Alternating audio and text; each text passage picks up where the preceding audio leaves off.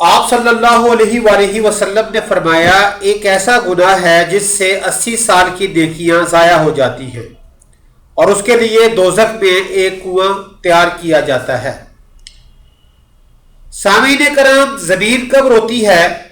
اللہ پاک نے زمین و آسمان میں بشمول جن و انس جو کچھ بھی پیدا کیا ہے، ہر چیز کو قوت سماعت اور قوت گویائی عطا فرمائی ہے۔ ہر چیز اپنی اپنی زبان میں اللہ کے ذکر میں مصروف ہے۔ ایسی تمام چیزیں جو اللہ پاک نے پیدا کی، جب ان کو کوئی چیز عطا کرتا ہے تو وہ اس پر شکر بھی ادا کرتی ہیں، جب ان کو کوئی تکلیف پہنچتی ہے تو وہ اس کا اظہار بھی کرتی ہیں۔ لیکن یہ اور بات کہ اللہ نے ایسی آوازوں کو جن و انس سے پوشیدہ رکھا ہے۔ دھرتی یعنی زمین کو ہی لے لیجئے، زمین بولتی بھی ہے، سنتی بھی ہے، خوشی غمی کو محسوس بھی کرتی ہے اور اس کا اظہار بھی کرتی ہے۔ نبی کریم نے فرمایا دو موقع ایسے ہیں جن پر زمین روتی ہے۔ پہلا موقع یہ کہ جب ناحق کسی کا خون بہایا جاتا ہے، مقتول کا قطرہ زمین پر گرتے ہی زمین پکارتی ہے، الہی مجھے اجازت دے کہ میں قاتل کو ابھی نگل جاؤں۔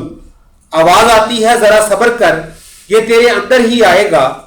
دوسرا موقع جب زانی زنا کا ارتکاب کرنے کے بعد غسل کرتا ہے تو پانی کا پہلا قطرہ جب زمین پر گرتا ہے تو زمین زاروں قطار روتی ہوئی کہتی ہے، الہی مجھے اجازت دے تاکہ میں اسے نگل لوں۔ آواز آتی ہے تھوڑی دیر صبر کر، یہ تیرے پاس ہی آئے گا۔ زناکاری ایک بدترین لعنت، ذلت اور پستی کی علامت ہے، ایمان فیل اور جرم شکنی ہے۔ اس کا مرتکب وہی شخص ہوگا جس کے دل میں خوف خدا، عذاب آخرت کا ڈر، آیات قرآنیہ اور احادیث نبویہ کا پاس نہ ہوا، اپنوں اور غیروں میں اپنی ذلت اور رسوائی کا اندیشہ نہ ہو، اور وہ نہایت ہی بے شرم اور بے حمیت جس کی انسانیت حیوانیت سے مغلوب ہو چکی ہو۔ اس جرم اور حرکت کبیح کے ارتکاب کا مجرم وہی شخص ہو سکتا ہے۔ قرآن کریم نے زنا کیا اس کے قریب جانے سے بھی منع فرمایا۔ بدکاری کے پاس نہ جاؤ، بے شک وہ بے حیائی ہے اور بہت ہی بری راہ ہے۔ یعنی زنا خود بھی کبھی اور دوسرے مقاصد کے اعتبار سے کبھی تر ہے اور 1000 بار لائق کے مذمت ہے۔ افراد کی روحانی پاکیزگی اور اخلاقی طہارت کے بھی منافی ہے۔ روحانیت کے چہرے پر ایک بدنما داغ ہے اور جسمانی معاشرتی مرتبہ کے لحاظ سے بھی قابل نفرت۔ حضرت ابو ہریرہ سے روایت ہے، حضور اقدس صلی اللہ علیہ وسلم نے ارشاد فرمایا، جو عورت کسی قوم میں اس کو داخل کر دے جو اس قوم سے نہ ہو، یعنی زنا کرایا اور اس سے اولاد ہوئی، تو اسے اللہ کی رحمت کا حصہ نہیں ملے گا، باری تعالیٰ اسے جنت میں داخل نہ فرمائیں گے۔ حضرت عبداللہ بن عباس سے روایت ہے کہ رسول خدا صلی اللہ علیہ وسلم نے فرمایا، جس قوم میں زنا اور سود ظاہر ہو جائے تو انہوں نے اپنے لیے اللہ کے عذاب کو حلال کر لیا۔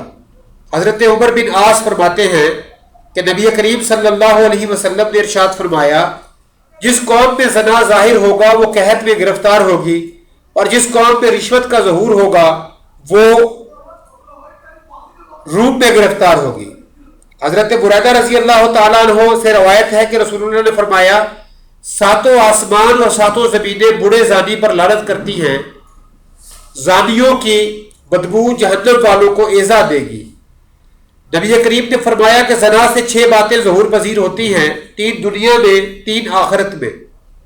دنیا میں زانی کا چہرہ سیاہ ہو جائے گا، اس کے لیے اس کے رزق میں تنگی آئے گی اور عمر سے برکت نکل جائے گی۔ آخرت میں اللہ تعالیٰ کی ناراضگی میں گرفتار ہوگا، حساب میں سختی ہوگی، عرصہ دراز تک دوزخ میں رہے گا، بشرط یہ کہ ایماندار ہو، ورنہ ہمیشہ ہمیشہ اس کا ٹھکانہ دوزخ ہوگا۔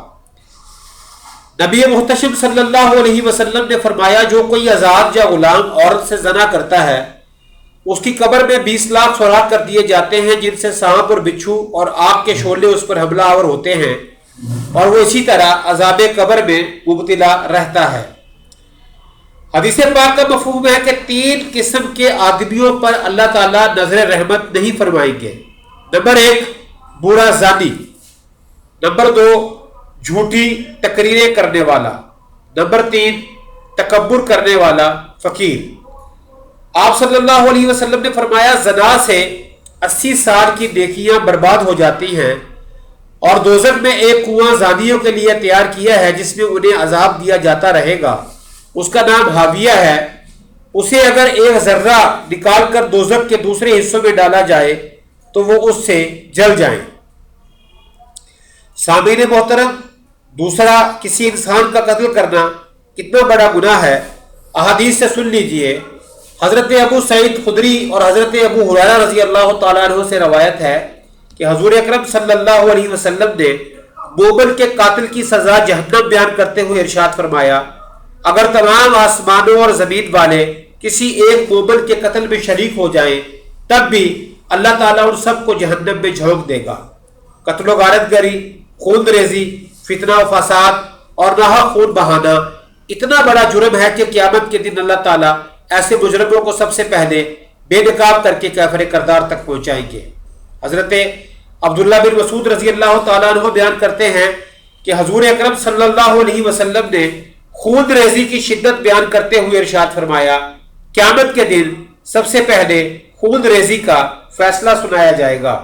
حضرت عبداللہ بن عمر رضی اللہ تعالیٰ عنہ سے روایت ہے کہ نبی کریم صلی اللہ علیہ وسلم نے باہمی خون خرابہ اور لڑائی جھگڑے کے تباہ کن نتائج سے خبردار کرتے ہوئے فرمایا کہ قتل و غارت گری اتنا بڑا جرم ہے کہ اگر کوئی فرد یا طبقہ اس میں ایک مرتبہ ملوث ہو جائے تو پھر اسے نکلنے کا راستہ نہیں ملے گا۔